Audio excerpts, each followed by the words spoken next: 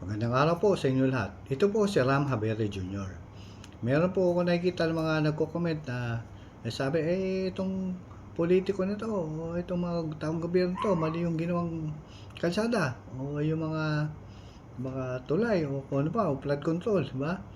Tapos i-challenge pa kayo ng mga yan. Wala, paano yung sabing mali ang ginawa ko? Sasabihin sa inyo, madali lang po yun.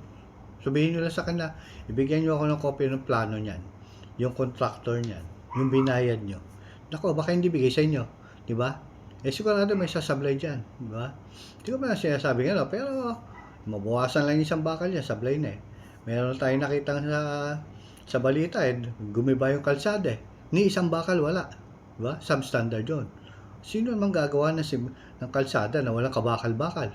Di po ba? Mali yun. Dapat yung may bakal yun. Para kung gumiba man, sasabit yun, hindi pa delikado sa tao. Kaya kung meron kayong na binabanggit na, sa itong ginawa tong proyekto na to, at i-depende sa inyo, hingan nyo lang ng, hingan nyo lang yung plano yan, pati nga ng plano niyan, pakita mo nga sa amin yan, di ba? Pati yung pinagbayaran niya, sino yung contractor. Kung maibigay sa inyo, hindi ko alam kung makaibigay sa inyo. Kasi ganun lang po maghanap ng mga ganyang klaseng mga ebidensya. Hindi naman linalabas yun, maling-mali talaga po yun. Dapat po linalabas po yan, di ba? Yan po yung mga sample na makikita nyo kagad.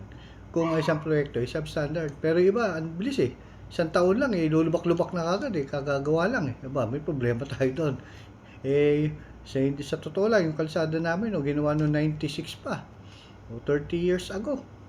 Buo pa, wala ka durog-durog. Yun ang mga tingin ko matitibay na totoong proyekto. Pero isang taon pa lang ginawa, gumigiba na, may problema yan. Diba? Tagilid yung pagkakagawa. Paano naging ano yan? Substandard, tagilid Substandard na yan, di ba? Ang dami pong ganyan. Hindi ko masinasabing mali. Baka tama naman sila, di ba?